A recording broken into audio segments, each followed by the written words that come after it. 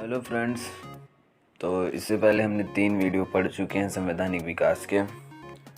अभी हमारा भारतीय राज्य व्यवस्था चल रहा है और ये चौथा सेट है। तो इसमें पहला क्वेश्चन है, निम्नलिखित में से कौन से कथन संविधान सभा के विषय में सत्य नहीं है। जो सत्य नहीं है वो पहचानना है। क्वेश्चन को ध्यान से पढ़िए, सत्य नहीं है पूछ रहा है। वह वयस्क मताधिकार पर आधारित नहीं थी। वह प्रत्यक्ष निर्वाचन का परिणाम थी।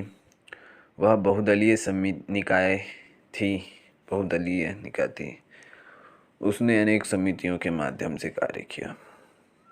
कौन कौन सा गलत है? वयस्क मताधिकार पर आधारित नहीं थी, गलत। वयस्क मताधिकार पर थी। पहला तो है, जिसमें पहला है ये वाला ऑप्शन कट जाएगा। ए कट जाएगा।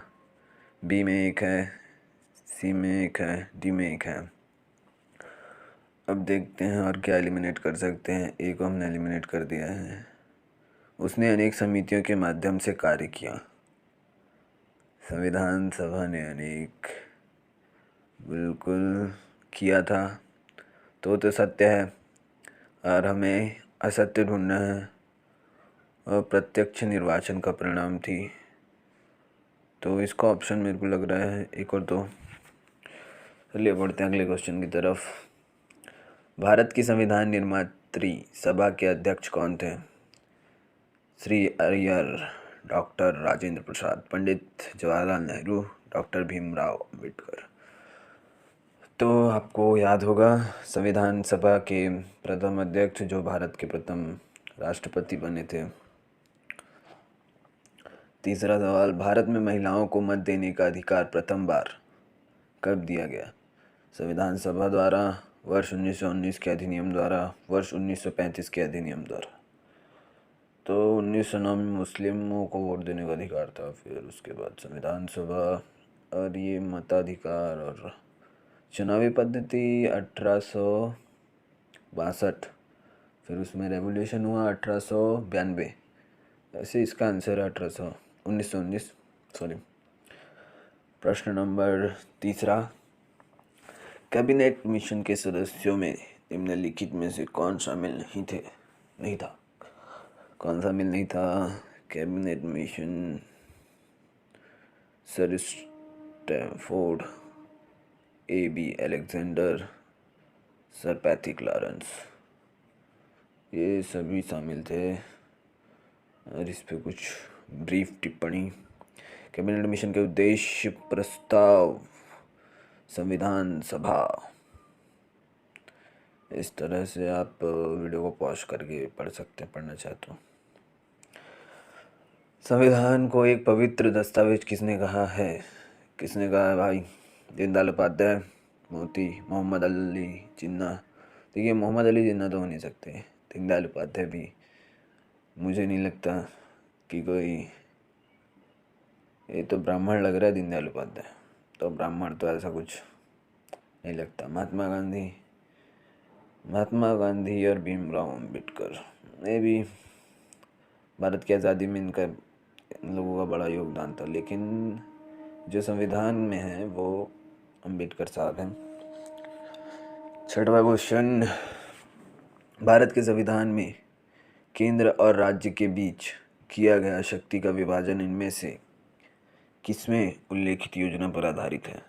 भारतीय स्वतंत्रता अधिनियम 1947, पार्लियामेंट सुधार 1909, मॉन्टेग्यू चेम्सफोर्ड अधिनियम 1919, भारत सरकार अधिनियम 1935। तो भारत के संविधान में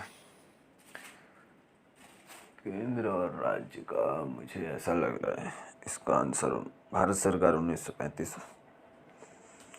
नीति निर्देशक तत्व भी वहीं से लिए गए थे। 7वां नंबर का सवाल, निम्नलिखित कथनों पर विचार कीजिए। तृतीय गोलमेज सम्मेलन के विचार विमर्श की परिणति भारत सरकार अधिनियम 1935 के पारित होने के रूप में हुई। दूसरा, भारत सरकार अधिनियम 1935 ने ब्रिटिश भारत के सूबों और भारतीय रियासतों के एक संघ पर आधारित ऑल इंडिया फेडरेशन के गठन का उपबंध किया।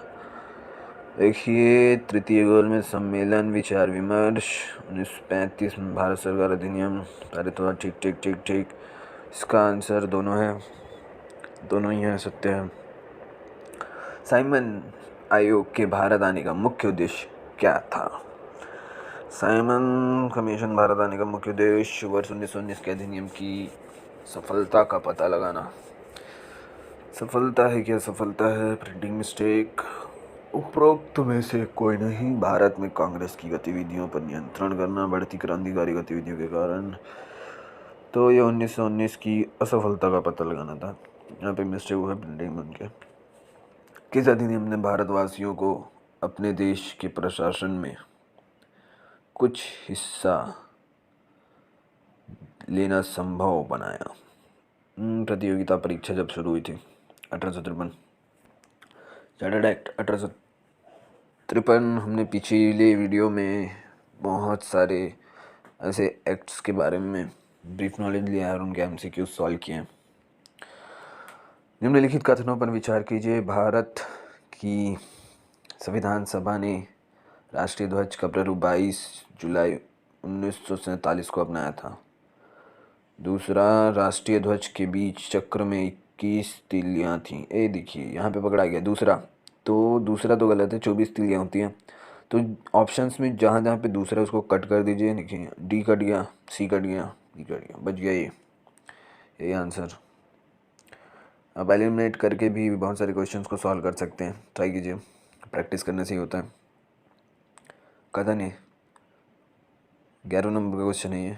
कथन है, वेबल योजना के अनुसार कार्यकारी परिषद में हिंदू और मुस्लिम सदस्यों की संख्या समान होती थी। कारण है, वेबल का विचार था कि ऐसी व्यवस्था से भारत का बंटवारा बच जाता है।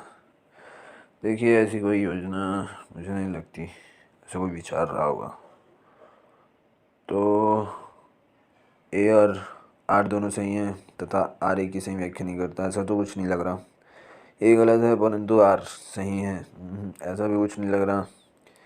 ए सही है परंतु आर गलत है। ए और आर दोनों सही हैं परंतु आर ए की सही। देखिए, सी और डी में ज़्यादा लोगों को कन्फ्यूज़न होगा, पर इसका आंसर है सी। 12 नंबर का क्वेश्चन, सूची 1 अधिनियम लिखा हुआ है, उसमें सूची 2 विशेषता जोड़ी मिलाना है।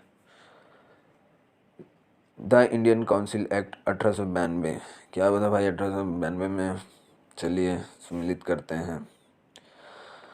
1892 में निर्वाचन की पद्धति हुई थी। तो निर्वाचन की पद्धति बी, द इंडियन काउंसिल एक्ट 1909, मुसलमानों की पृथक निर्वाचन क्षेत्र की शुरुआत। 2, 4, ठीक है, डी हो गया इसका answer. Okay, thank for watching. Channel को सब्सक्राइब नहीं किया तो चैनल को सब्सक्राइब कर दें, लाइक कर दें, कमेंट कर दें, शेयर कर दें अपने दोस्तों में। ये हिंदी मीडियम के लिए टेस्ट सीरीज़ है। Thank for watching. 100%।